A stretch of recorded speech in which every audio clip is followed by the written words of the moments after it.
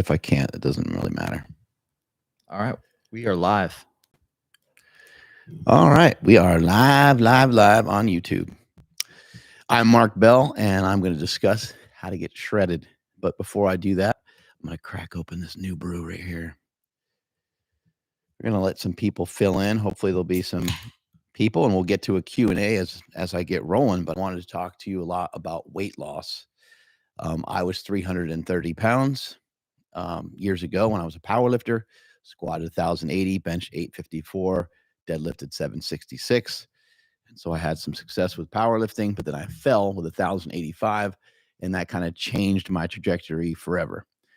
From that point, I did a little bit of raw powerlifting and then bowed out of the sport and really just started to go on a mission of losing weight. First thing I did was a paleo diet.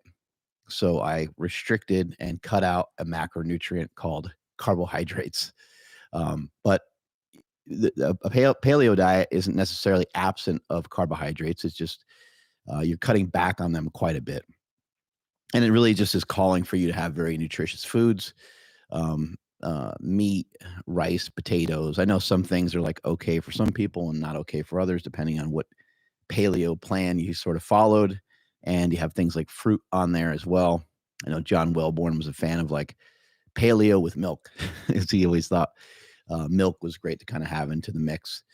But I mean, really, that's the plan that I'm on now. Is like nowadays, what I'm mostly eating is meat, vegetables, fruit, a little bit of potatoes here and there. It's just that it's quite different than what I was doing, what I've ever been doing, really. And the reason why it's different is because I'm a little bit more focused on the sugary carbohydrates that you get from fruit, honey, actual table sugar, and things like that as a driver of my energy. I think it's important that when you are selecting a diet, that you either select carbs or fats. Now, you could ride the line in between, and you could simply count your calories and or count your macros, and you could have a nice split of each one of those. Some people like to do 33% of all three of those things, and that could be effective. However, for getting ripped or getting shredded, I don't think that's going to cut it. I think the fat has to come down considerably. And usually what happens is something else has to move, right? So if the fats come down, quite a bit and the carbs move up a little bit and the protein moves up a little bit, then you didn't completely replace those calories from fat with just carbs and protein. However, if you were to replace those calories with just protein, I think it makes it very difficult to gain weight, and you more than likely would probably lose weight. So someone who's on a 2,000 calorie a day diet that has 200 grams of protein a day, they should be able to lose weight a little easier than somebody that's on a 2,000 calorie a day diet that's having 100 grams of protein. Because the percentage of their calories is coming from our more commonly used energy sources in a human being. Protein is not a great energy source, although you can utilize the amino acids, and you can. There is protein gluconeogenesis, where your body's turning the protein into glucose that is readily available. So the body really does an amazing job of using energy. And so some of the stuff that I say, take it with a grain of salt, first of all, because I'm not a PhD, I'm not a doctor. But secondly, because what the body wants to do or how the body reacts is just still quite different than what anyone understands, no matter their level of understanding of nutrition. But yeah, I went from a paleo diet. Then I went into what I called the war on carbs. And all those interventions were great, but it was very difficult still to get away from the sugary snacks. It was very, very difficult to get away from not even sugary snacks necessarily, but like sugary desserts, candies, pizza, stuff like that, ice cream, the stuff that has fat and protein. And it was still hard to get away from those things. I would get away from them for 5 days, 7 days, and then I'd eat them again. 5 days, 7 days, eat them again, kind of over and over. But I still made progress because I was so fat. And when you're that big, you can make progress that way for a long time because I was still diligent on those other days. As I got more and more into the war on carbs and started to understand how many different types of foods I could eat, it was less likely and less likely over time that I would cheat.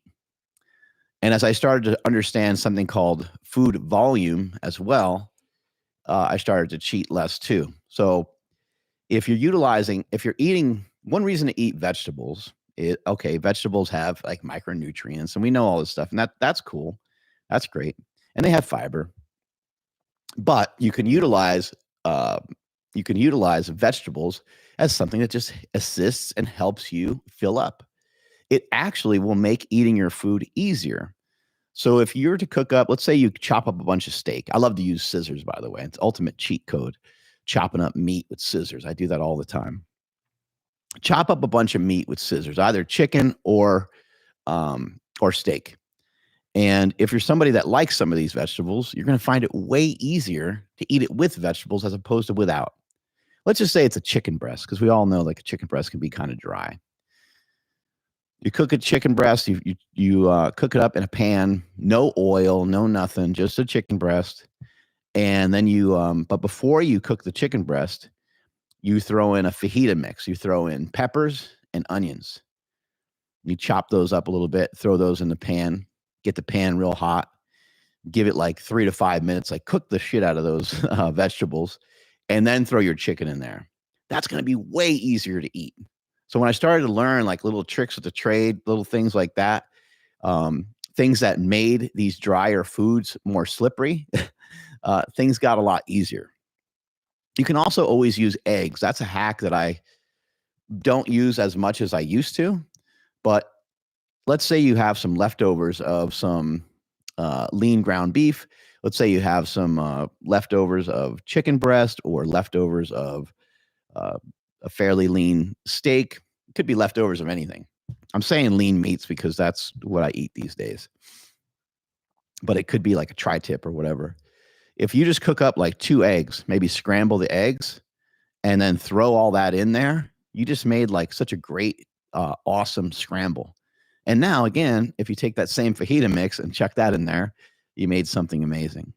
So as I started to learn how to like cook a little bit better for myself, I'm no chef or anything like that, but I learned to make combinations of foods that I really like, and that's what's going to be important for you, is for you to learn what you really like.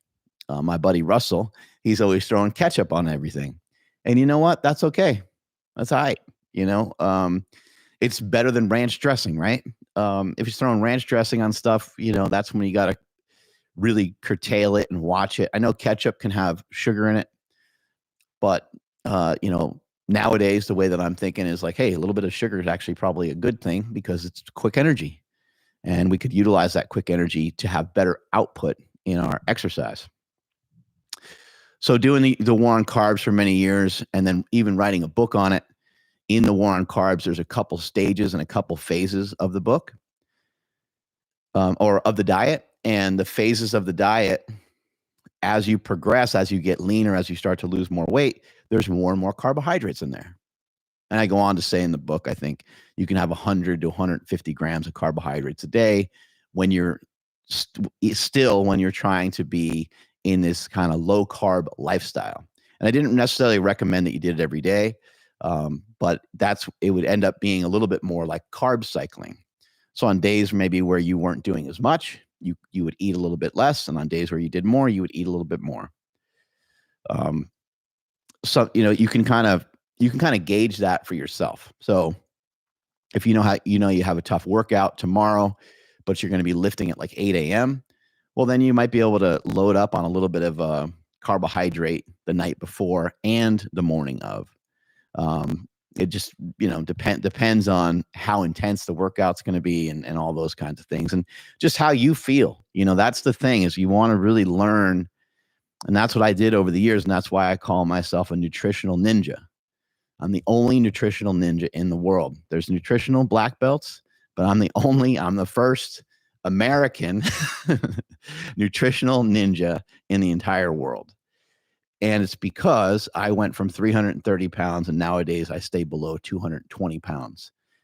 There's not many people in the fitness industry that have done that. There's not many people that have augmented their body both up and down in both directions, both to get super fat and then to get here where I'm at.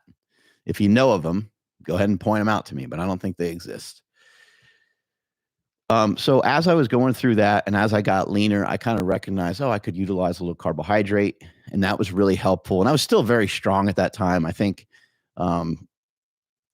I did a photo shoot with like BSN and a supplement company. I was like 270 I was around 250, 245, 250. And I took some pictures with them, and I was in great shape. I was very, very lean. And I also did a 555 or 545 bench for a triple, pretty easily at that time. So yeah, I was still strong. My squats and stuff like that went down a little bit because I did lose weight. And then with the weight, you lose some of your leverages and stuff like that. But then from there, I continued the weight loss journey. There was really no other diets being used. It was mainly just that. Along the way, I have done some bodybuilding style diets. I've done some diets where, I had Hani Rambod help me out with a diet for a bodybuilding show. And he basically just gave me, it was a meal plan. So it wasn't macros and it wasn't counting calories. It was a meal plan. And the meal plan was steak, chicken, fish, steak, chicken, fish, and so on every single day. You'd have some steak, some chicken, and some fish every single day. And that was kind of cool. And I would have a starch with the meal and a vegetable. I think with every single meal. I think, breakfast was oatmeal and egg whites. So I'd have eggs as well. I'd eat like 2 whole eggs or 1 whole egg and a couple of egg whites. So it was eggs, fish, chicken, steak every day for 6 or 7 weeks. And with a little bit of starch in there, like there would be like half a cup of rice. I think he would allow me to have a whole potato within reason. Don't try to get like the biggest potato anybody's ever seen. But yeah, that's how a lot of that was going. And it was, that went really well. I got extremely shredded off of that, but that was like, I was loading up, I used to say if it's not empty or if it's not full, it's empty. And that was in regards to my syringe at the time. And so, I used probably more drugs in bodybuilding than I did in powerlifting. and I just basically switched the drugs. It was kind of a trip because I was like, I'm going to downsize. I'm going to lose some weight and get leaner. And I thought that I would like use less stuff. But anyway, that's not the way it went for me. And as I came off that bodybuilding diet, I just recognized, hey, I love the low carb stuff. Let me go back to it. It wasn't that long ago that I got into running.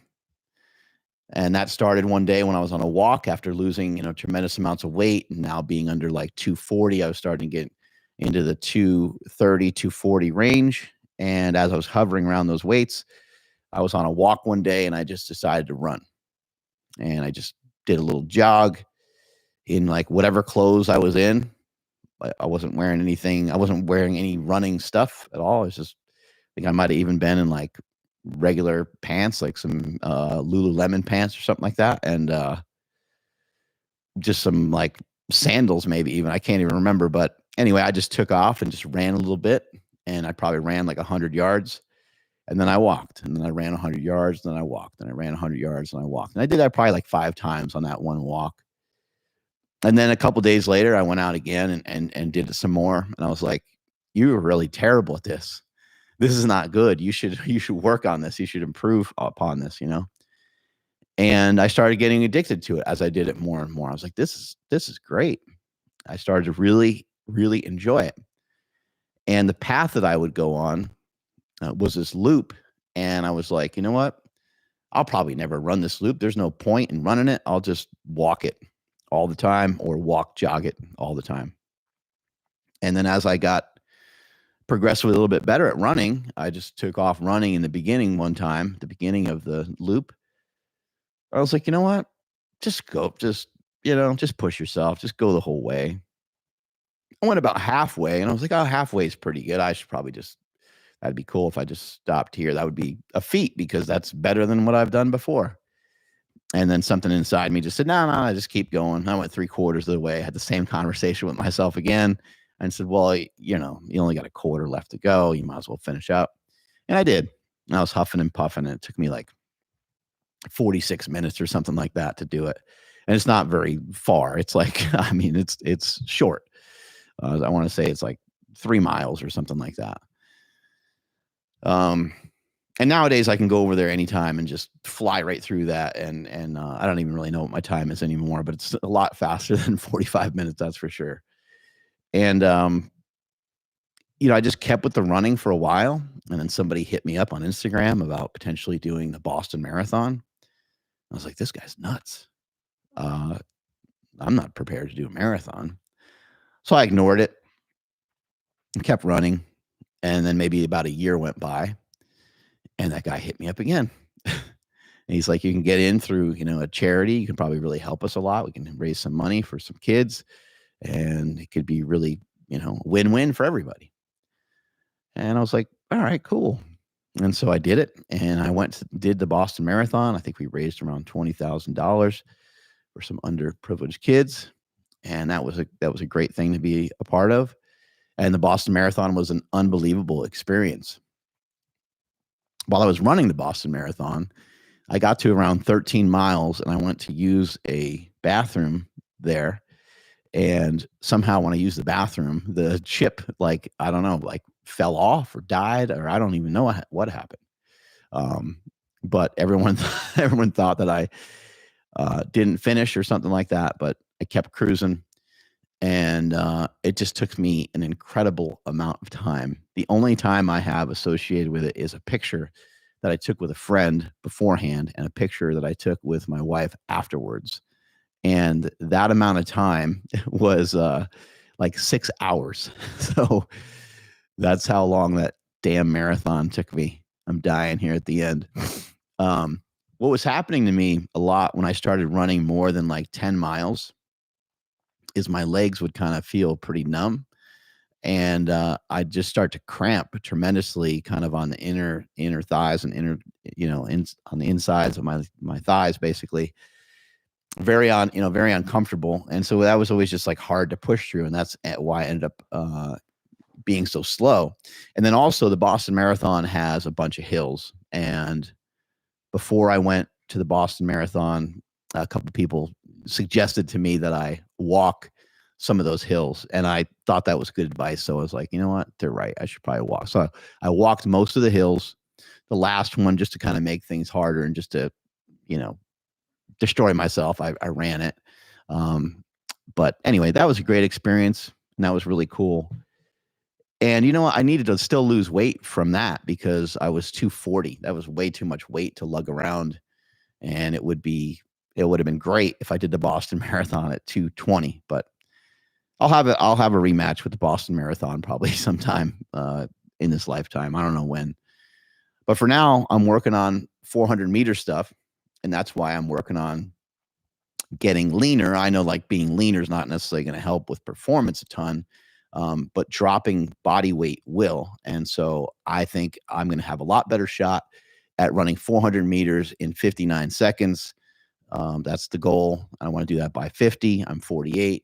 I will be 49 December 10th of this year, and then 50 the following year. And that's when I would like to hammer out this goal. I think I can do it in a lot shorter period of time, but that's kind of the time frame that I'm giving myself. And with this extra weight loss, as I go down about another 15 to 20 pounds, I'm hoping that improves and just makes it easier for me to run faster for longer. Hence the reason why I'm trying to get down, and a 400 meters a real bastard to try to tackle. This also means that I have to run 200 meters in like 25 seconds or faster to be able to get 400 meters hammered out. So that just means in general, I just have to be faster. So I need to start to work on some acceleration work, some max velocity work, and I have some great people and some great coaches helping me.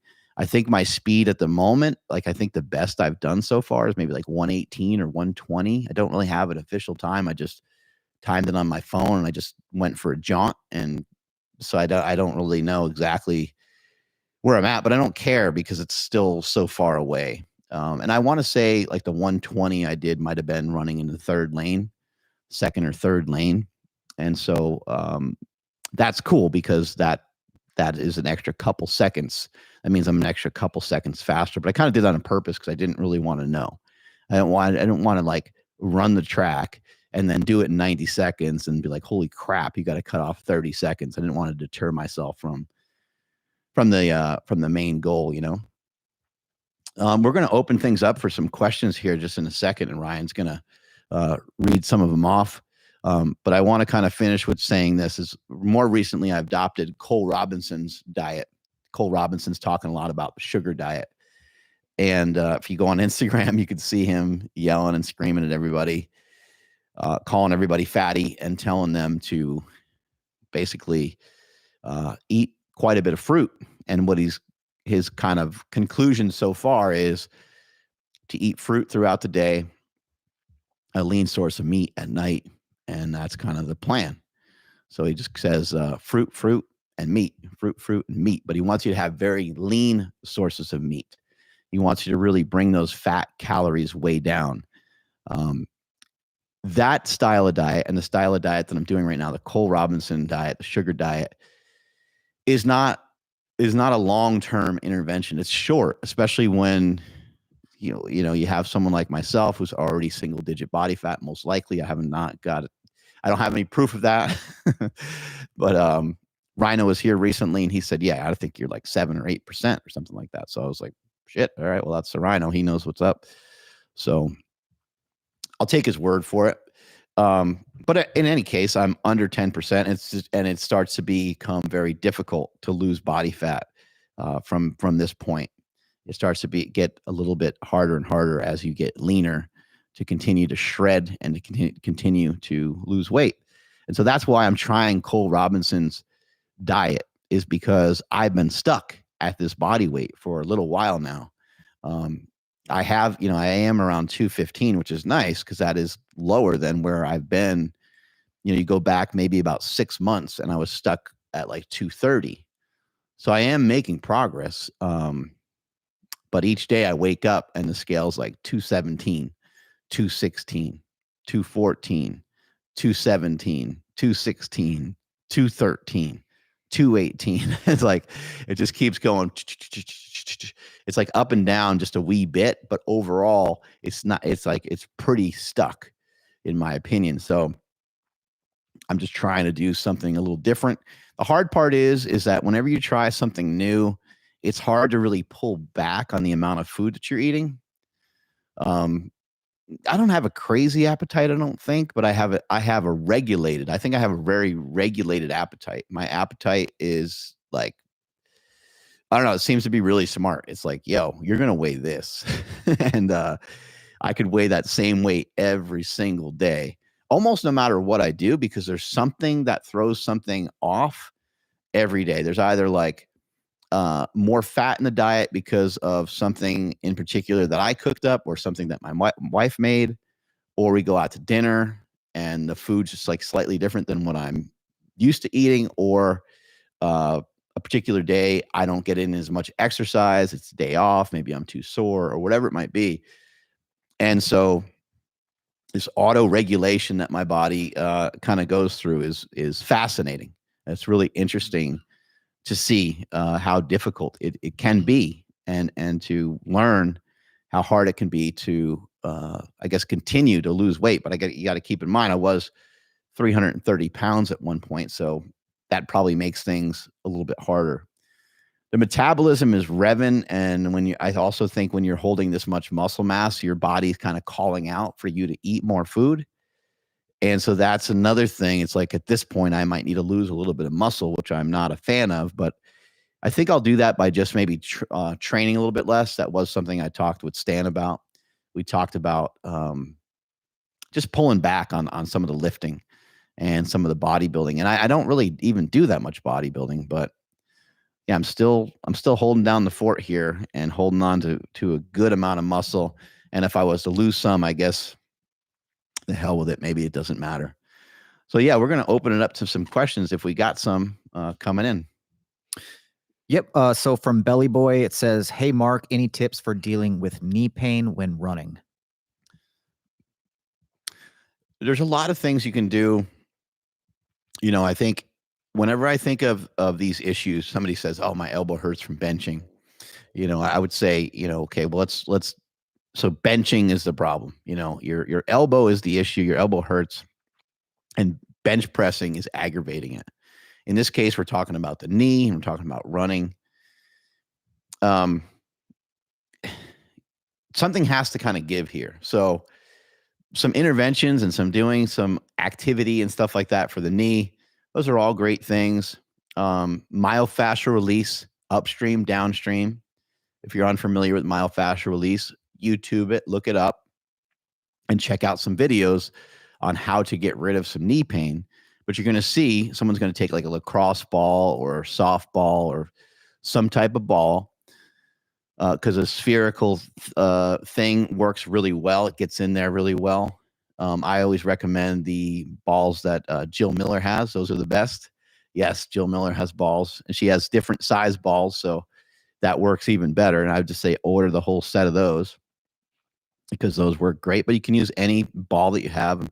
You probably have a baseball or something like that at the house, or you don't want to use something too soft, like a tennis ball. It's not going to really get in there that well. One of the best things I've found is actually a youth baseball. Those work great because they have a soft coating on the outside. Anyway, you're going to want to work into the quads. You're going to want to go into the IT band. There's some videos of me utilizing a blue and black ball all over YouTube, on some of my YouTube channels. And that one's going to, that exercise, or I'm sorry, medicine ball, it's 10 pounds. And it's really, really solid. It's hard, has a hard surface. That one will dig in like crazy into the quads. And that one's really good for like the low back and to get a bunch of different areas. And we're posting a little bit of videos here of me working on like my tibialis with one of the balls from Jill Miller.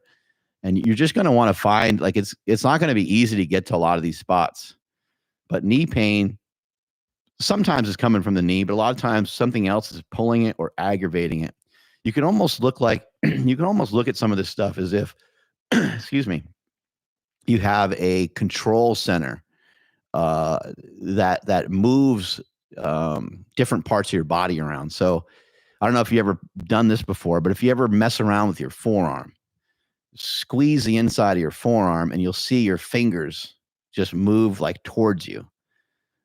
Without you moving your fingers, like they'll just move automatically. The same thing happens with your feet, and the same thing happens in other parts of your body. Everything's all connected.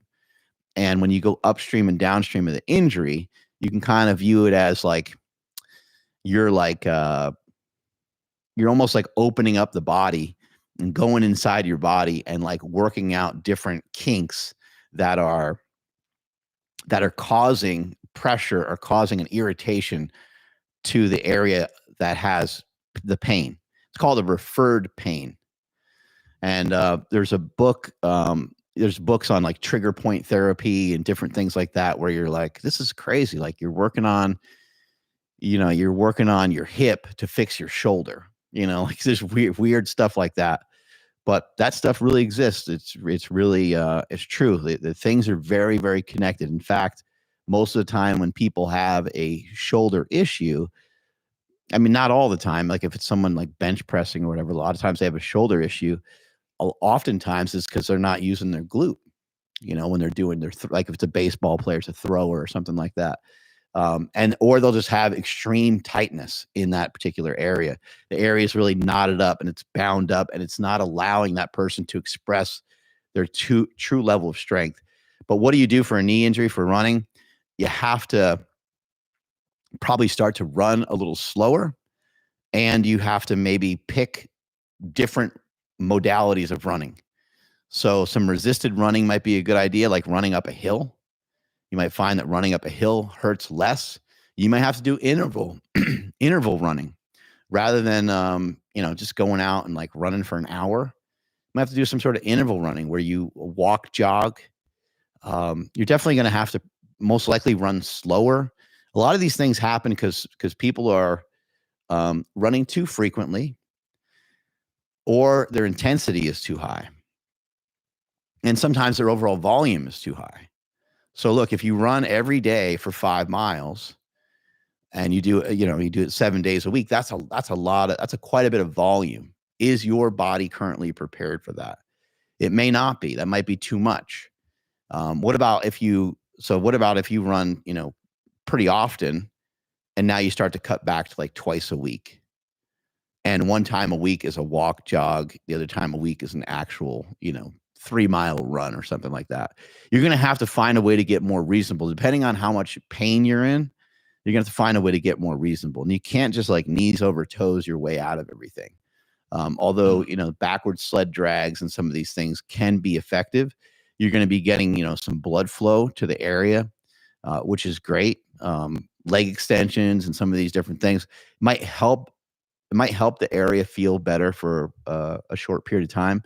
But the myofascial release is going to be really key and really important. And also trying to figure out a way to back off. Unfortunately, sometimes you literally just have to stop doing what you're doing. And then again, you might have to not only find a different modality in terms of the way that you're running, or running hills, or changing to walk, jogs and stuff like that. You might have to completely get off your feet and get on a bike. So that's what I had to do recently, because my foot is like driving me crazy. I have some sort of crazy pain running through my heel. I think it might be like plantar fasciitis or something like that. It's really been a nagging injury, and it's been kind of bouncing around for a handful of weeks now. And it's been too long. So I had to just stop. And there's nothing wrong with stopping. And instead, for my cardio training, I get on my Peloton and I go and hammer the shit out of that. So there's your advice on knee pain. Who do we got next? All right, Travis Bro, I think that's how you say it. He started Carnivore in January. He's down from 324 to 302 this morning. He's been really sticking to Carnivore with leaner cuts of meat. Weight loss is slow but steady. He wants to know, should he stick to it, or add carbs and keep the fat low? I would say if there's not a reason to have a departure from some vegetables, I'd bring some of those in. I think, you just, it depends on the person. Like some people do carnivore because they're running into like skin issues and all these kinds of things. But when you're 324 pounds and you've already lost around 20 pounds, that's great. That's some good progress. But if you're, some of the suggestions I made, on the single digit body fat series about, eating lean meats and, reducing your carbohydrates when you're eating your lean meats, it's just short term. Like you can't ride in that lane for too long. That could be something that you do for 3 days in a row, 5 days in a row. Or if you're really disciplined and you don't mind gutting things out, you might be able to do it for a few weeks. But it's just like there's no energy source coming in, so it makes it tough. What happens is you got the constraint energy model working against you, which is basically like, if not enough energy is coming in, not that much energy is going to go out. And I would suggest, it's tough when somebody's fat, when you're 300 plus pounds, because the habits that you have, created a massive problem for you now. because any dietary suggestions can lead to overeating very easily. And so it just gets to be tough. But here's the way I would look at it. When you have when you're eating some vegetables, if you're eating some, let's say, fat-free yogurt or something like that, those are great opportunities to not eat any fat. And in the case of some Chobani yogurt or 000 yogurt, the ones, both of them, get the ones that don't have any fat and that are and they have pretty good amounts of protein in them. You're just eating straight protein. And I kind of think that that's almost a freebie. I think protein calories, like, it just doesn't represent that much because there's the thermic effect of food. And protein is like 2 or 3 calories rather than the 4 it's allotted. Anyway, those are great ways to fill up. And lean cuts of meat can be as well. But I don't think it's a good idea. I think it's tough to lose weight if you eat like 2 or 3 pounds of meat a day. I know some people can. So don't get mad at me. But it can be hard. So you have a choice to make. You're either going to go and you're going to start to incorporate a little bit more fat, which would be hard because then you got to lower your overall calories. However, if you increased your fat, you should have a little bit more energy. So this is an opportunity for you to sort of play with the diet. But you're just going to have to be really careful. What I'm going to advise for you is I want you to be able to stick to the diet 95% with a 95% rating.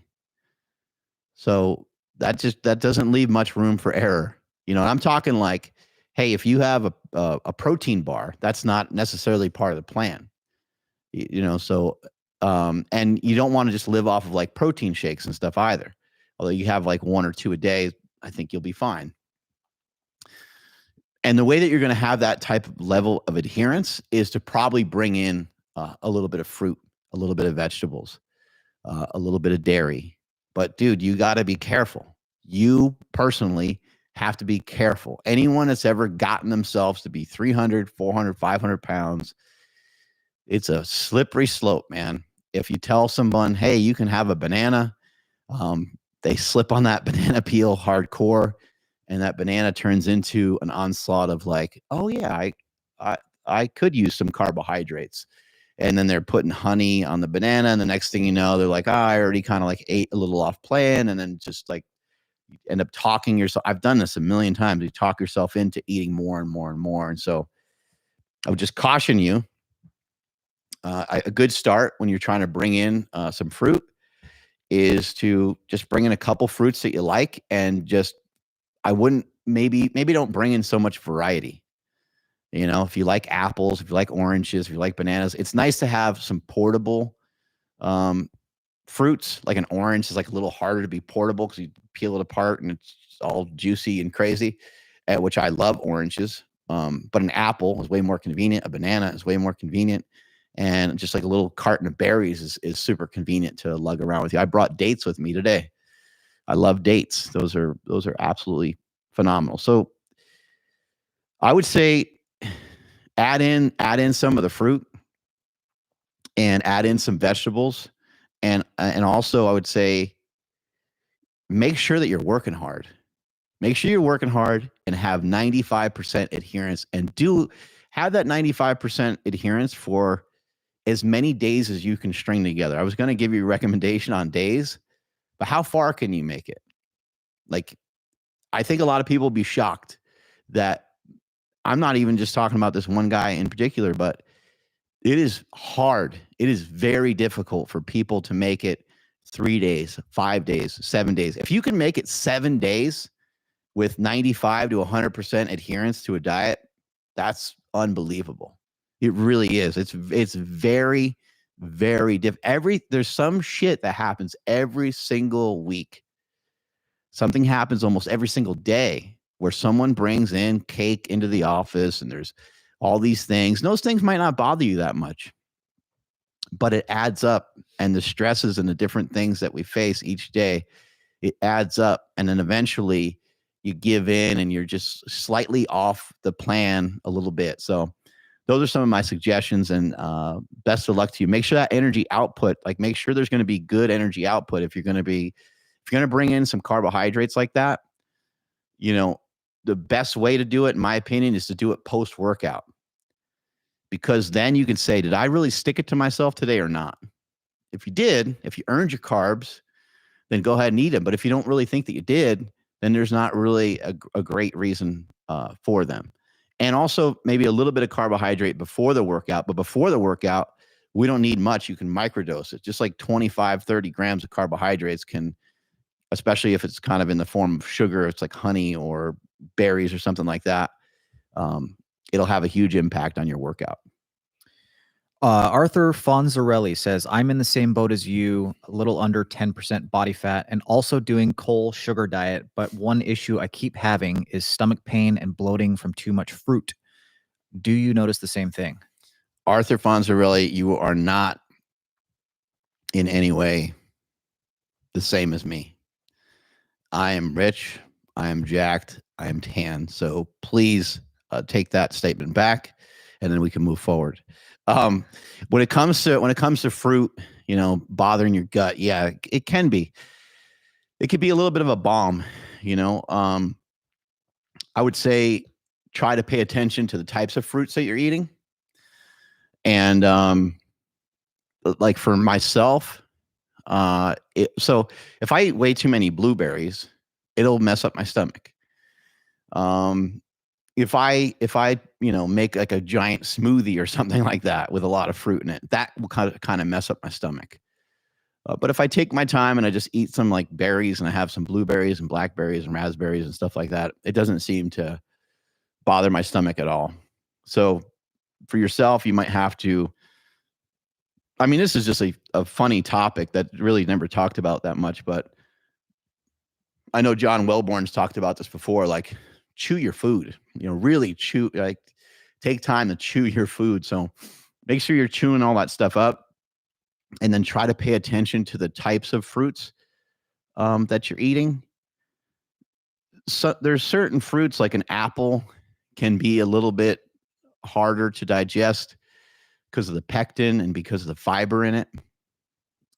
Berries and stuff like that too, because there's all that skin, that a blueberry is fairly small, and so your body has to do something with the skin of all those blueberries, as opposed to you're eating like a banana. A banana doesn't have that outer layer like that, and so there's not that much fiber at all in a banana, especially if the banana is ripe. If the banana is green, then it's primarily fiber, which is really weird.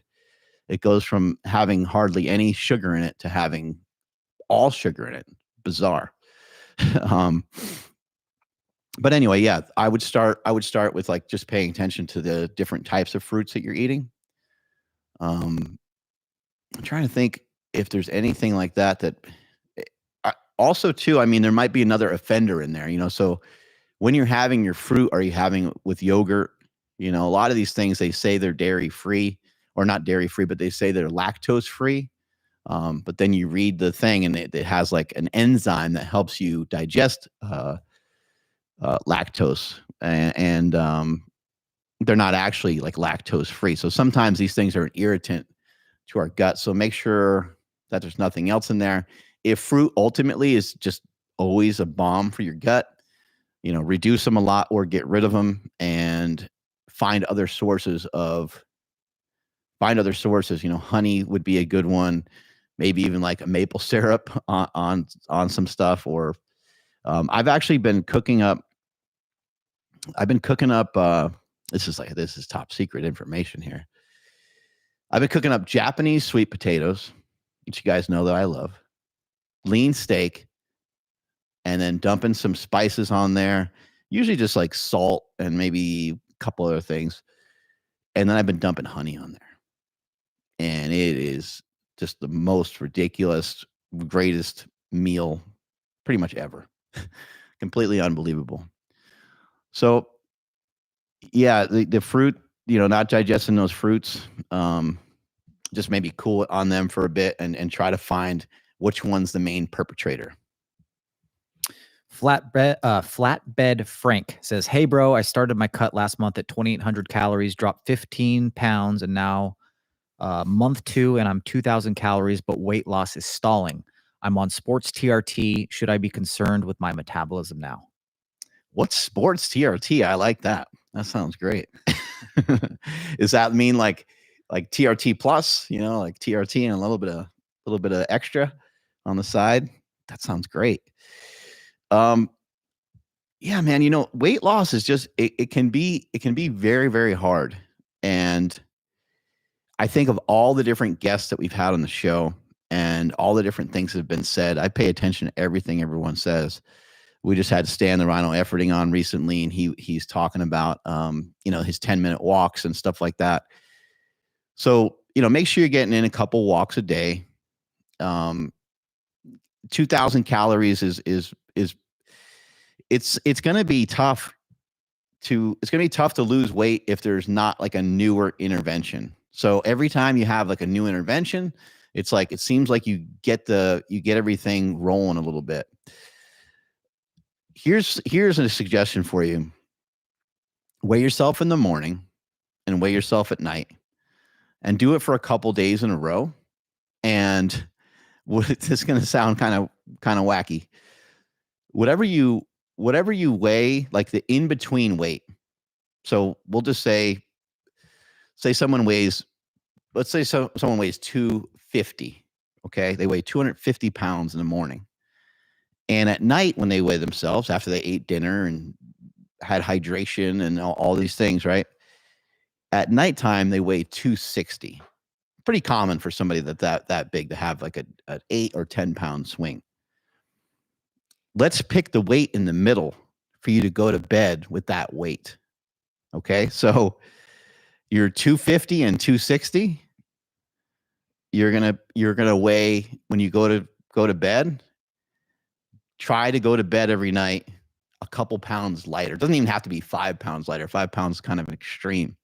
Could just be 2 or 3 pounds lighter. Technically, you should wake up a little lighter the next day. Now, this is like a food volume thing. This is like almost literally like how many pounds of food and water you consumed in a day, right? So we know that this isn't just this isn't really anything to do with calories, right? But if you keep your calories the same and keep everything the same, and you weigh less over time, you should weigh less. So for me, that magic number that I need to have at night is 217. And I've been a little bit too hungry recently to be able to do that.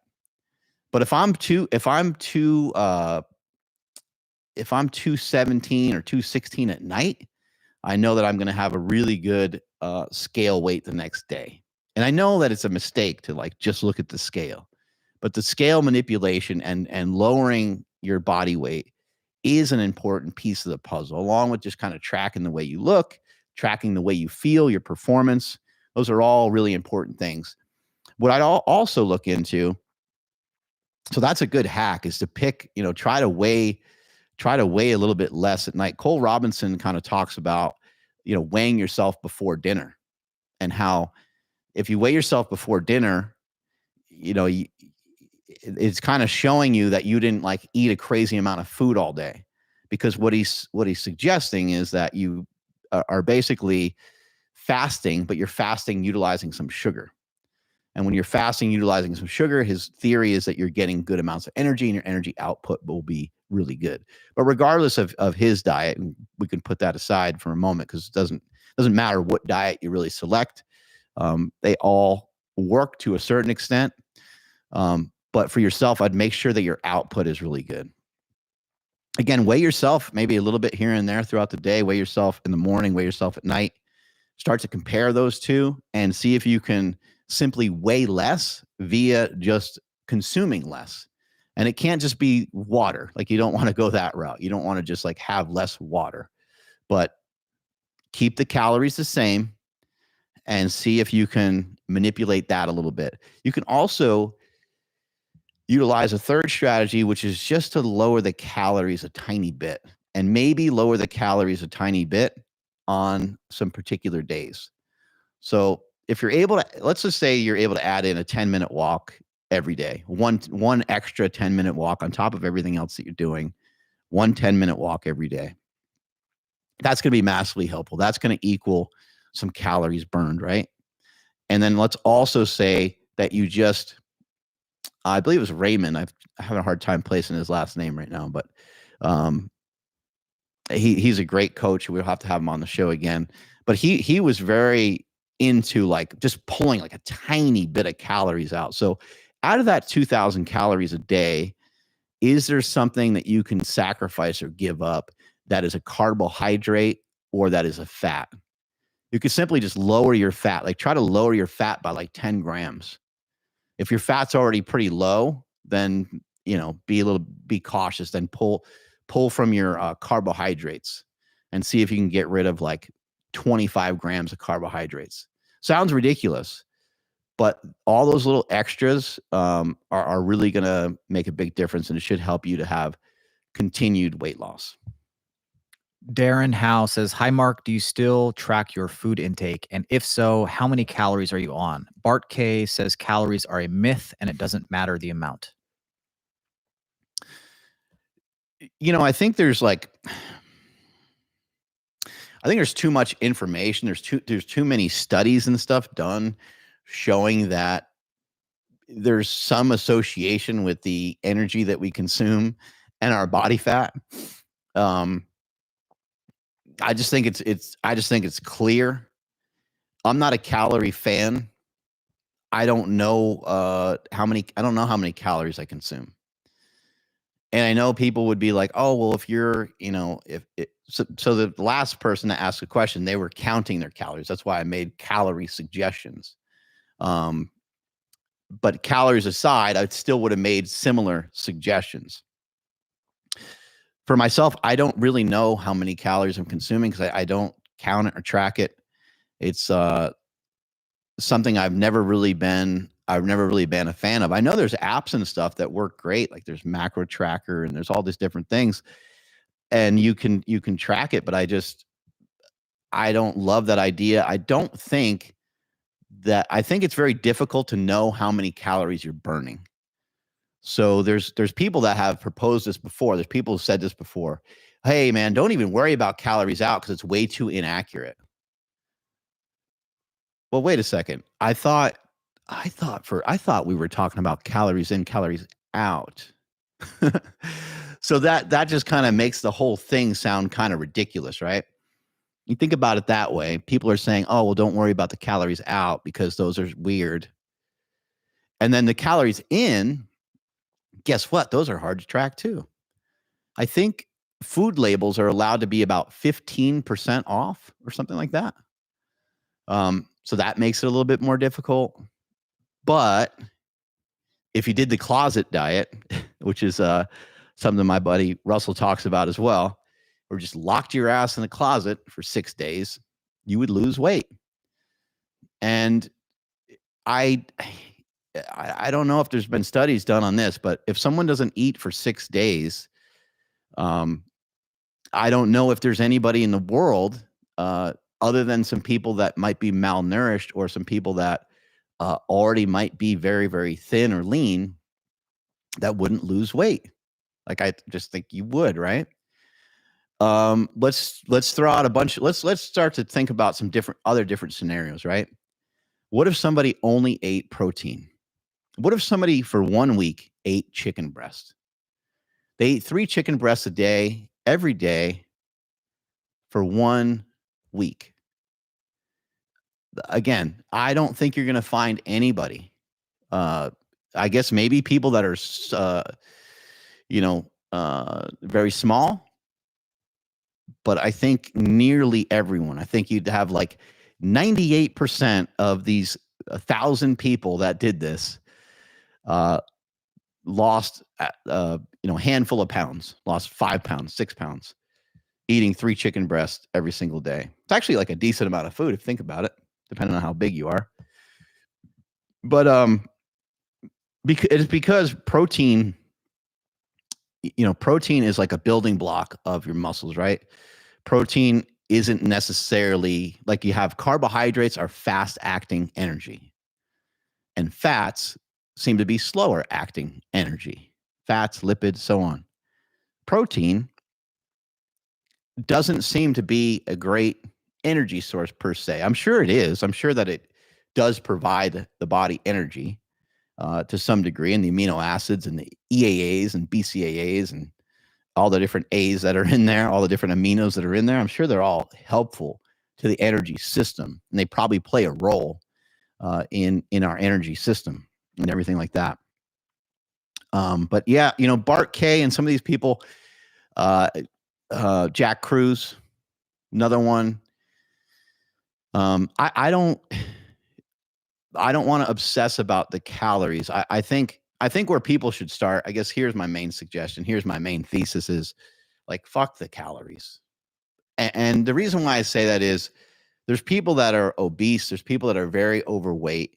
And in my opinion, the best thing that they can do, and they could do this along with counting calories. Counting calories can be an intervention that assists an individual to calm down how much food they're consuming. So it could be a great thing for someone to do. However, I would say I am mostly obsessed with food choices.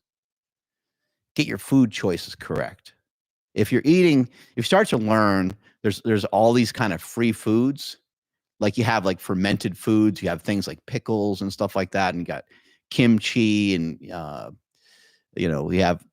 I personally like vegetables a lot.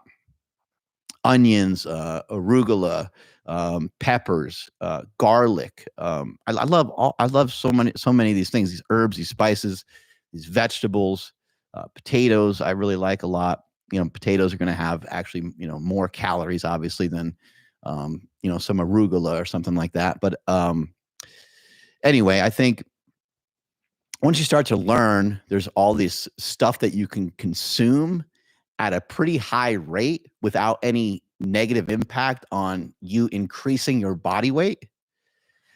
Then the weight loss situation just gets to be a lot easier. And that does have a lot to do with calories, because vegetables, they don't really possess much calories. They're just like empty. And I said this on Joe Rogan, and I don't think anybody understood what I meant, but I don't think vegetables are exponentially like a great food source. Like I don't think they're like what's been sold to us.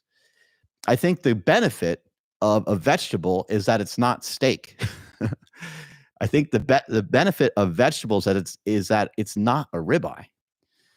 And one of the studies that I referenced when I was on the Joe Rogan experience with my brother was there's a study where they kind of felt vegetables were just like neutral. And that's what I've been saying about them for a long time. Like they're not for like overall like health benefits. Now, I don't know what health benefits they were trying to track in that particular thing, but I think we can all agree. It seems like vegetables are fairly healthy. But one of the things that makes them healthy is that they are a filler of your stomach. They provide some volume, and they might provide some diversity to the gut microbiome. They might assist us with digestion. I think there is a host of things that vegetables can do that we're just not, we don't even really know quite yet. Anyway. Next question. Sure. Vanilla Thunder says, hey, Mark, what do you think about protein sparing modified fasts? Great. Protein sparing modified fast is a lot of what I've been talking about at the single digit body fat series that I've been doing. It's primarily, you're just consuming protein. It just can be very hard. So I think what Cole has adopted, Cole Robinson, the snake diet, what he's adopted is almost a little bit similar. Protein sparing modified fast. It's just like he's not really trying to push the protein real hard. So he's really trying to just, say, hey, crush a bunch of fruit, crush some actual like table sugar, have that energy so you can have great workouts and have amazing output. And that's, that's mainly what he's trying to push. But he also is saying, like, have, some lean sources of meat. So I think the protein sparing modified fast, I'm not aware of that group and what they've been doing more recently. I know, I think it's Tyler Cartwright was somebody that was pushing that diet quite a bit, and he had great success with it. Tyler also is part of the LMNT company that made those electrolytes that blew up and did so well. Yeah, I think that's a great way to kind of fill yourself up when you have that protein. And if you're having that protein with some vegetables and stuff like that, I think that's a great way to lose weight. Lean sources of meat. You're kind of going like, people get pissed about egg whites. People are like, why are you eating egg whites? Why are you eating the yolk? Well, if you're going to have 6 eggs, it's kind of nice to have maybe just 2 full eggs in there, so you get the flavor and you get the nutrition of the yolks. But you're not just relying on because you're just going to consume a lot more calories that way. So the protein sparing modified fast gets a thumbs up. I ultimately think what a lot of people are going to land on is when you keep bouncing around and trying these different diets, I think a lot of people are going to end up in some sort of carb cycling plan. It just seems to make the most sense to give yourself really good boosts of energy here and there via some carbohydrates, using carbohydrates as a performance enhancer. I think that's what they are. They're a great supplement, and they can really push you. And so on a day where you're going to run 3 miles and try to run 3 miles fairly fast, and you're going to, get in a full body workout, well, that's a great day to consume 200, 300 grams of carbohydrates. The next day, when you're going to kind of mainly just power lift and chuck a med ball around and do some of those things, that's a great day to reduce those carbohydrates to maybe like 100, maybe 100, 150 or something like that. The next day is a recovery day, and you're just doing some walking, and you're not expecting a ton from yourself. That's a great day to maybe sink the carbs below 50. I think ultimately that's where I'm going to land is on a carb cycling plan, because, and I think the carbs will be low is what I'm kind of predicting for myself, because I like what I'm doing right now. I like the diet I'm doing right now. I'm following Cole's stuff. But I just think this is like temporary. I don't want to be like reducing my fat below like 50 grams for, months and months and months on end. I don't think it's a great idea from a health perspective. And then plus, when you're someone like myself, or even just anybody even listening, I think, if you're leaner, I think it can be a little bit more dangerous. But I also think that even if someone, let's say someone's let's say someone's 20% body fat, right?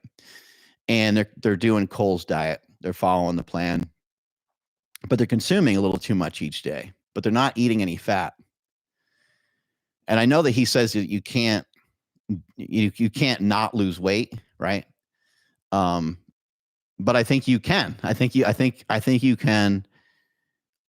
I know he's suggesting that people have small amounts of sugar. He's not suggesting like hammer it. He's suggesting that you don't overdo it, and don't overdo it with the fruit and stuff like that. But I think the reason why he's saying don't overdo it is because you can out eat it. You can eat so much that you're not going to end up in a fat burning state, kind of almost no matter what plan you're following. And if your body isn't releasing the fat and you don't have any fat coming in, you guys see what I'm getting at? Like, that doesn't sound that healthy. Like, I think the body needs lipids. And so if you follow a plan like that and there's no lipids coming in, my worry is that, are the joints going to dry out a bit? Are you going to be more prone to injury? then just overall health. I mean, we know like omega-3s seem to be pretty healthy, and like fat just is healthy, right? All 3 macronutrients are healthy. I know there's some people that, and I've even said this before, is like, carbohydrates are not essential.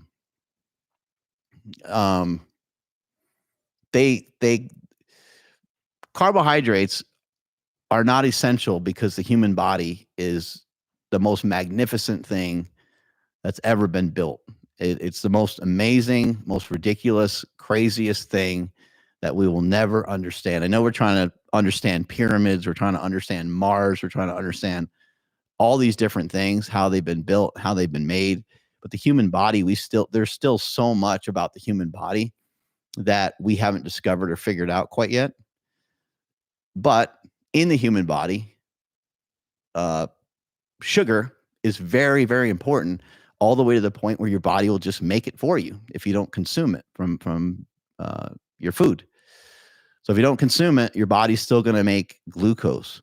And one of the interesting things is when you become like fat adapted, or you do a carnivore diet for a long time or a keto diet for a long time, a lot of times your glucose can be higher than someone that is jamming down carbohydrates all day. That's not necessarily a good thing. It's just interesting. You're like, wait, huh? And this has been studied a bunch of different times, a bunch of different ways. And it doesn't happen that way for everybody. People have different metabolisms and stuff like that, but it's just fascinating. Hopefully one day we'll have all the answers, but that's something to keep in mind as you're doing these diets is you want to experiment, and you want to do these diets. You want it in the back of your head that this diet isn't forever. Dieting or having a good nutrition plan, having a good lifestyle is something that most people are going to have to do forever. However, the healthiest people in the world and people that don't have a lot of body fat on them, so many of those people do not even think about it at all.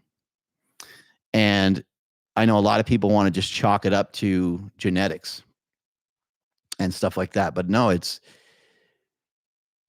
different than that. It's like these people have a healthy appetite. They have a healthy relationship with food. They are not on a diet, and they just probably get in a good amount of activity every day. And I've seen this, but I haven't. You'll see it in the United States depending on like where you go in the United States. If you go to places where people are wealthier, and you go to places where there's quite a bit of sunshine or just activity, thinking of like going to places like Colorado, where a lot of people ski and a lot of people are active and they're outdoors a lot. I recently went to San Diego, and it seemed like everyone there was like in pretty good shape. But still, here in America, most of the people that are in shape because they think about it a lot. When you go to other countries, you can kind of tell like these people, they're not going to the gym 2 hours a pop, 3 or 4 days a week. They just happen to be in shape because they're super active. They walk everywhere, they ride their bike, and they just don't overconsume. So again, like the calorie thing is an interesting one. And even for myself right now, where my body weight's been stuck, I'm like, what are you, stupid? Like, your body weight shouldn't be stuck because all you have to do is just eat a little bit less.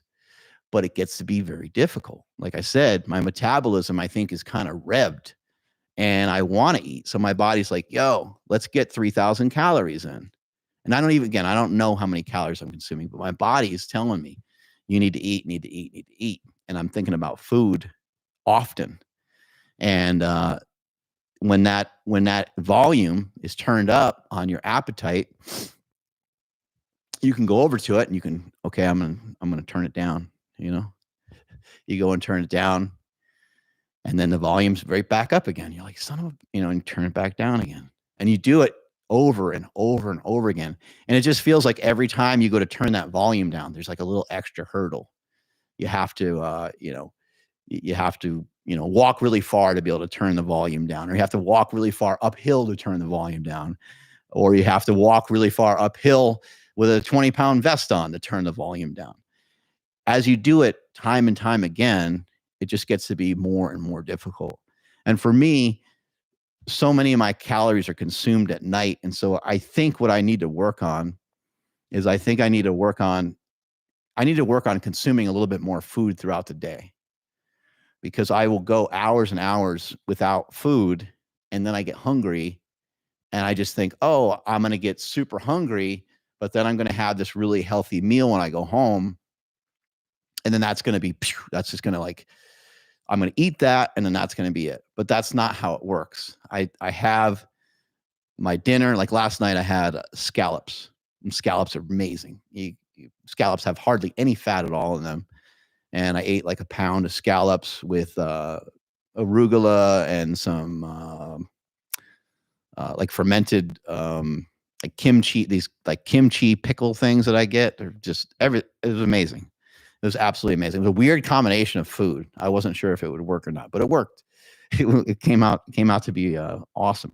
Just kind of spicy and stuff too. And I crushed that, and I got like insanely full. I was like, holy shit. Okay, that was really good.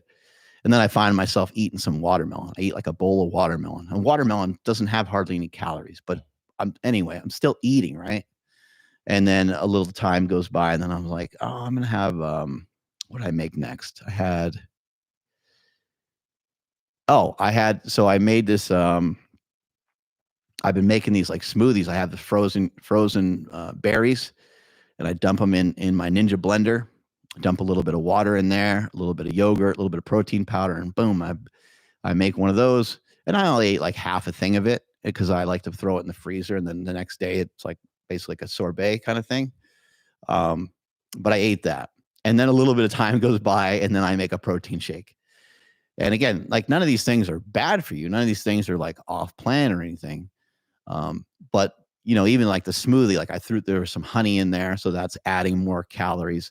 These are just things that I don't particularly need right now, and because I'm trying to lose weight.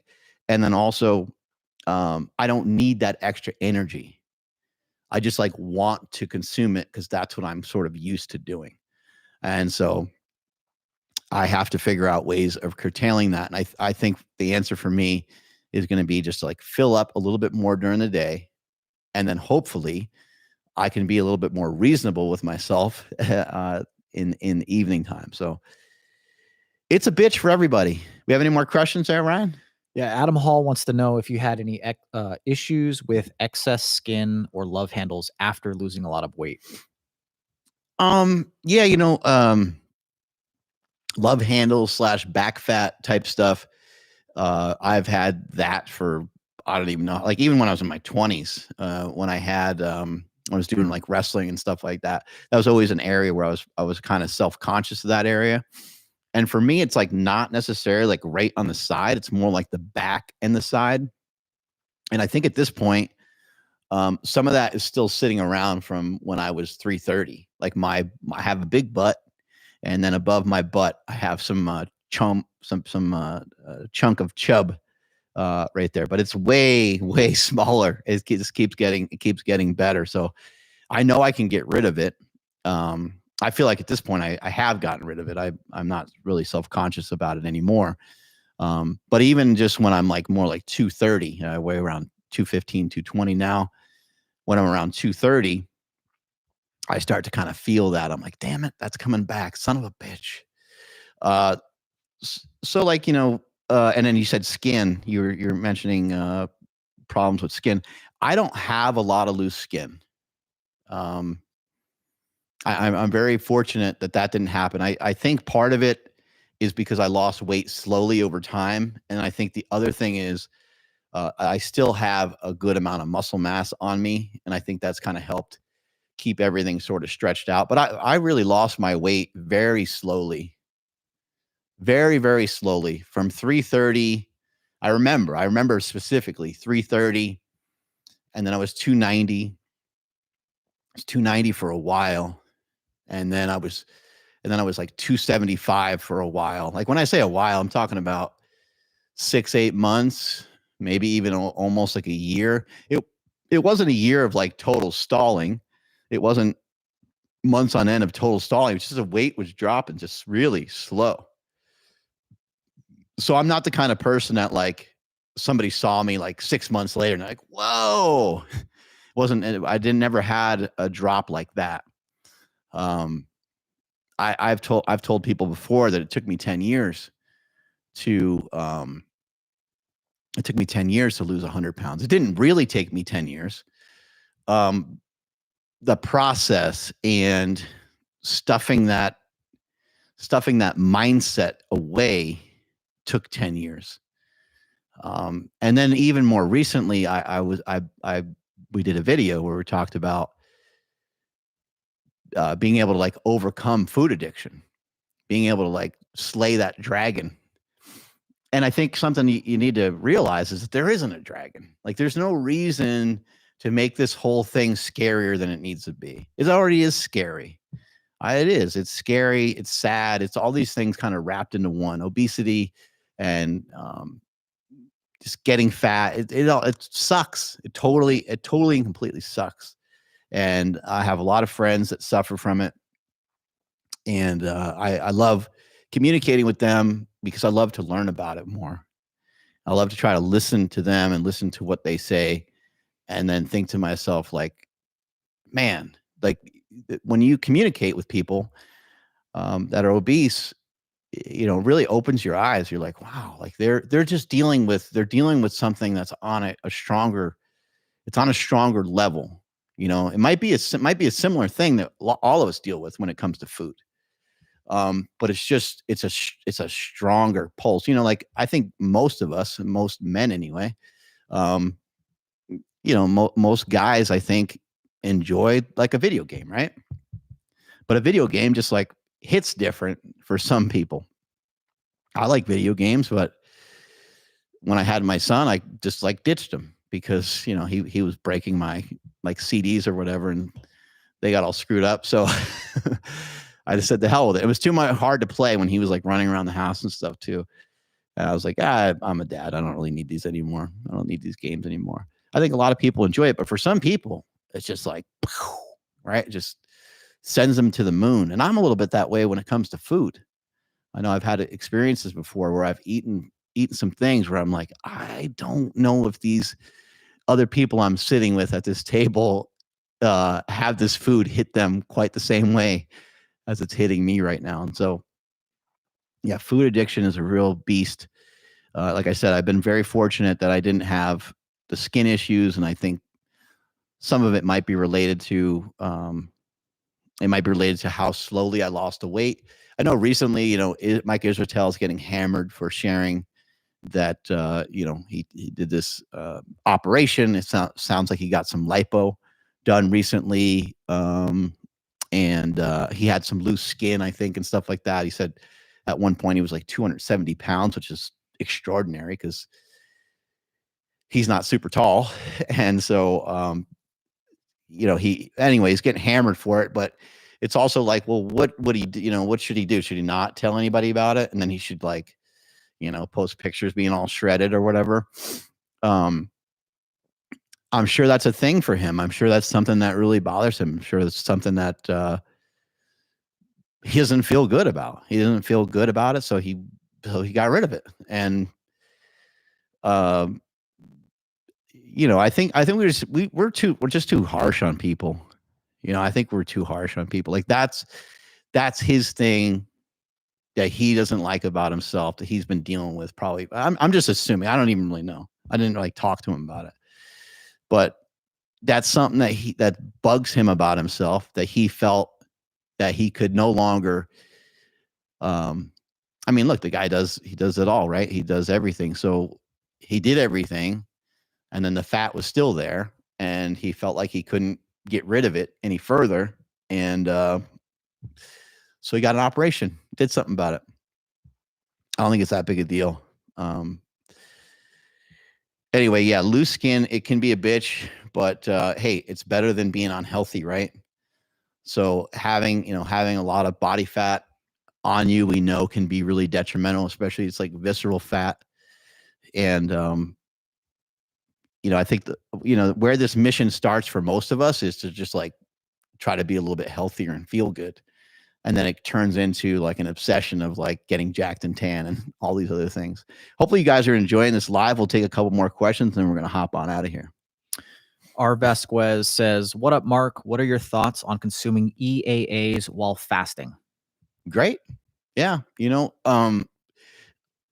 I think to think back to when I was asking questions to some gurus like the Dave Tates and the Charles Poliquin and Louis Simmons and stuff like that.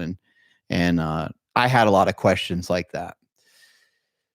I think the truth is that most of you guys that have been listening to me and been listening to Stan and so forth and been listening to other podcasts, been listening to Andrew Huberman and stuff like that, you guys have great intuition. You guys are quite a bit smarter than you guys give yourselves credit for.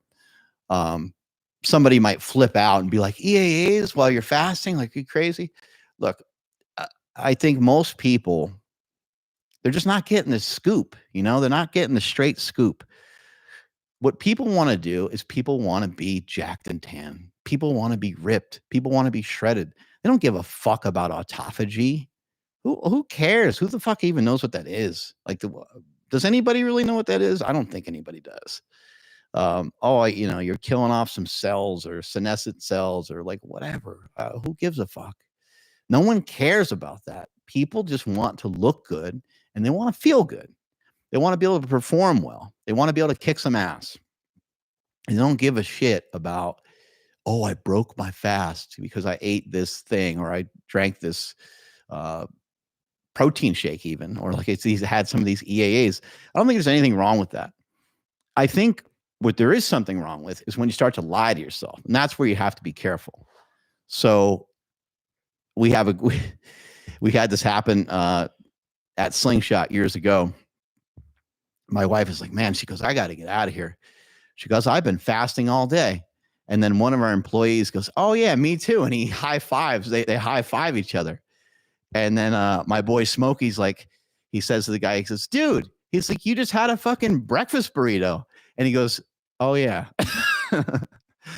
So as long as you're not lying to yourself, as long as you didn't have a breakfast burrito, if you're fasting and you're having coffee and you dumped a little protein powder in there, or you threw some electrolytes in there, or, even used a spoonful of sugar or whatever, it's still like you're trying to reduce your calories, right?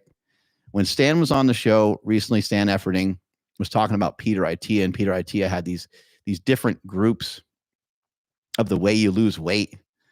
And one of them was, and they all end up being some forms of calorie restriction.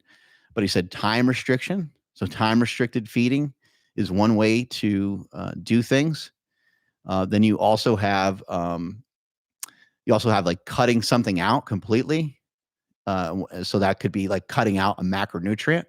And in most cases, people are either cutting out fat. In the case of bodybuilders, that's what bodybuilders do.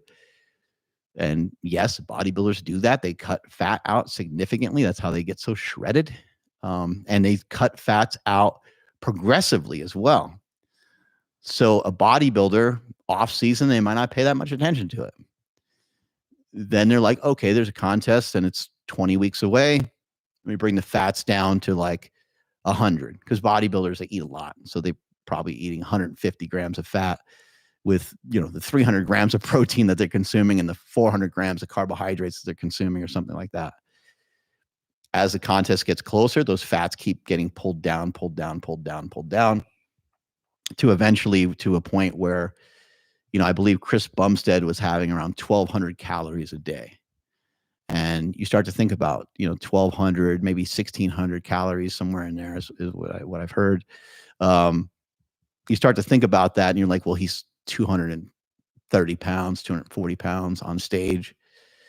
I believe that's about what he weighs. Maybe even, yeah, I think it's about right.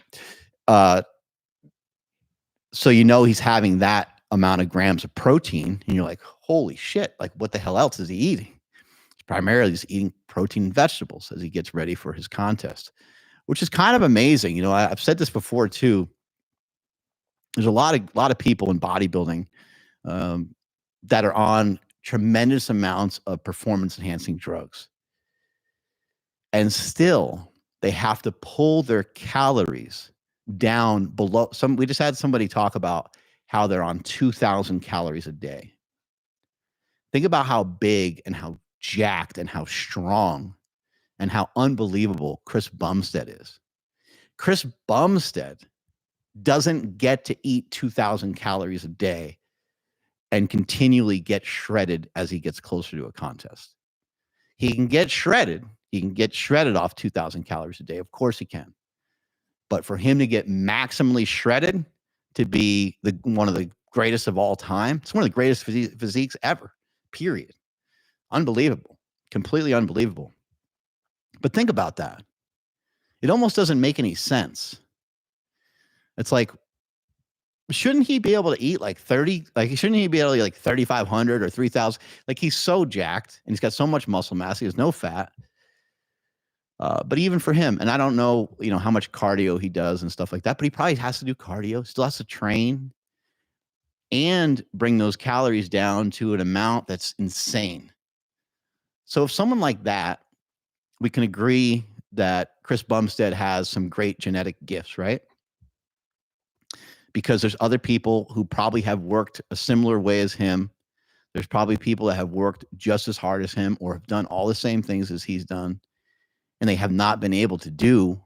They haven't even been able to get close to what he's been able to do. So even with genetics and even with drugs and fat burners and, whatever the hell else they take, a lot of bodybuilders take like insulin and growth hormone, all these things to kind of help them with the nutrients that they're consuming.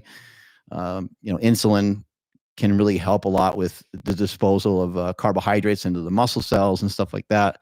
Even with all that, the guy still has to pull. And I'm not trying to, it's all bodybuilders. They all have to do the same thing. And think about it. Even your biggest bodybuilder, whoever you're the fan of, that's the most jacked. Let's say it's Dorian Yates, or let's say it's, Ronnie Coleman. Ronnie Coleman, those guys that are actually doing kind of the regular bodybuilding, those guys are a lot bigger. And so, of course, they don't have to pull their calories down quite as much. But the point is like, we need way less food than we think. We need way less food than we think. I mean, look at how lean David Goggins is.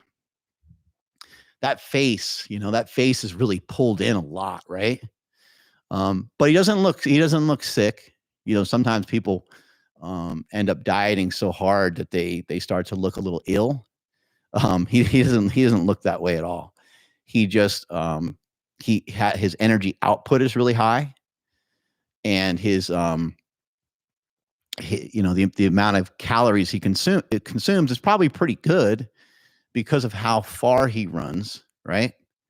But to have your face, get that lean like that, you have to be in some sort of caloric deficit. And I'd imagine for him, he's not even trying to be in a caloric deficit, but he just moves so much and does so many like pull-ups and push-ups and calisthenics and running. Yeah, like we're seeing a video of him right now, like his waist to chest ratio and shoulders and stuff is pretty nuts.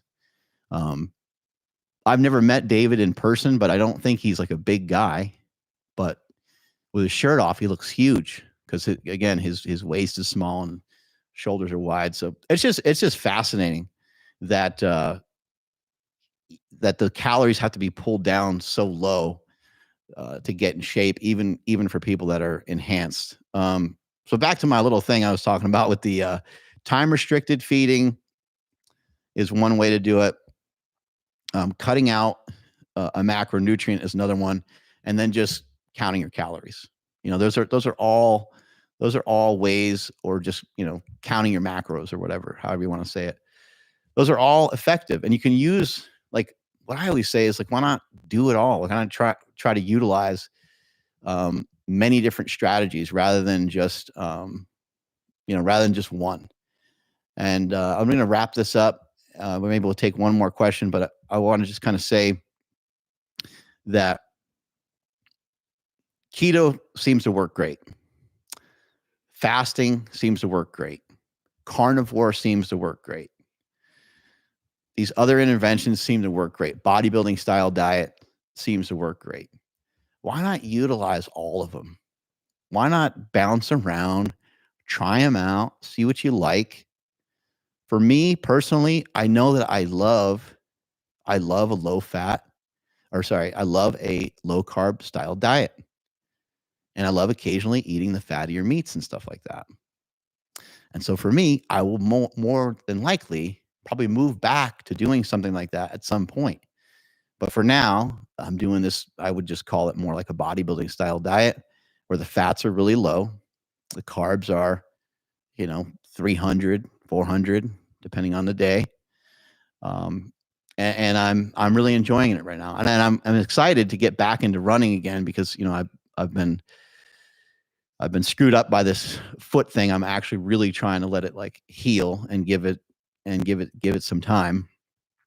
But I'm excited to get back to running because once I do, I'm going to start to really push the envelope on what I'm capable of doing with my running anyway. So this will be great once this heals up and I can get back to it.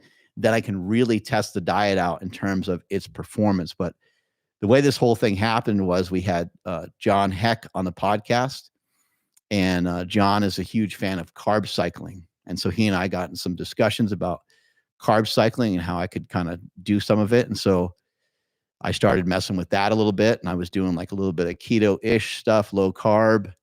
And then I had days where I would bring in some carbs, and I did that for a few weeks, and I actually was really loving that. And that's what I think I'm going to end up going back to, because it's like you get the best of everything. Because on those lower carb days, you get to eat more fat, which is beautiful. So I'm excited to get back into that. But what happened was my performance started to go even, way better than I've ever seen before for myself.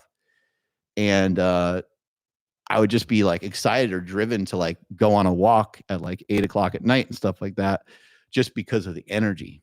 And I was like, okay, let's just bite the bullet and let's just go against the grain of a lot of things you've been preaching, a lot of things you've been talking about. And let's actually end the war on carbs for a bit, and let's get back and let's just, consume some carbohydrates and see what it does for us. So that's how I ended up here. Last question. All right. The one and only Nicole asks, can diet and weights only get you abs? Asking for a one-legged amputee that can lift weights but has difficulty with most modes of cardio. 100%. You can be in great shape with, first of all, amazing that guy's, trying to exercise and stuff like that. That's great. Cause whenever you have some extra hurdles in the way, it's great to see that people are still trying, and still concerned about their health and nutrition. I would say there's a lot of people that get into great shape with just food. So it's kind of unbelievable, but I saw like somebody posted they were on like an Aerodyne bike or whatever, and they're like 750 calorie burn, or just don't eat so much. So that could be, a strategy for this individual. You try to just whatever they're capable of, whatever they're able to do in the gym, to overload the body in some particular ways for skeletal reasons. Get the bones strong, and also to do whatever exercises they can do, for hypertrophy type stuff. I think all those things are great because it just chews up some glucose. It also burns some calories. And we know that having more muscle mass on you changes your metabolic rate, which changing your metabolic rate just simply means that you are increasing the amount of energy that your body needs to consume. And so for our purposes, for what we're doing, like if this was, hundreds of years ago, that would be like not a good thing to do, because you wouldn't want to be hungry all the time, why food was scarce, right? And you wouldn't want to have the burden of lugging around a lot of extra muscle. It wouldn't be great. But nowadays we're trying to be jacked and tan. And so, yeah, diet is a great way to do it. I would manipulate carbohydrates in the case of this particular person, because they don't have the same movement options that everybody else does. So limiting the carbohydrates and bringing the fats down a bit would be good. If I make up some numbers, you can kind of play with the numbers, but 100 to 150 grams of carbs on some days, and then maybe other days, bring those carbs down to like 75 or something like that. And then in terms of the fats, you can kind of play around with that, but have the fats be, I would say, like under 80, and see if you can get them down between 60 and 80 would probably be like a good range. You can kind of manipulate that and play around with that a little bit, and keep the protein at like, around 1 gram per pound of lean muscle mass. Just want to end on just kind of talking about protein just for a second. Like what I'm noticing and recognizing with what I'm doing currently, I don't need nearly the amount of protein that I thought I did. I never really thought that I needed a gram per pound, but I'm also somebody that has had 300 and 400 grams of protein a day for a while. Like I've done all kinds of different experiments over the years and tried different things. And I could say that I don't know, how many days in a row I would do it or try it or whatever, but I think I can get along pretty good with, my carbs being like 100, or I'm sorry, my protein being at like 100 or 150 for the day, and not have any adverse effects. One of the reasons why people push protein so hard, though, is because it is something that can fill you up. And again, it's not a great energy source. It doesn't really count against us in the same way in terms of potentially gaining body fat. Hopefully you guys like this live shoot today. We're going to do more of these coming up in the near future. And I'm going to try to get in rhythm with them, try to do them at a similar time. We'll make you guys aware of it. Maybe it'll be this time, whatever the hell day it is. It's Thursday. Started at like around 8 a.m., 8:30 a.m. And thank you guys for joining in. And strength is never weakness. Weakness is never strength. Catch you guys later.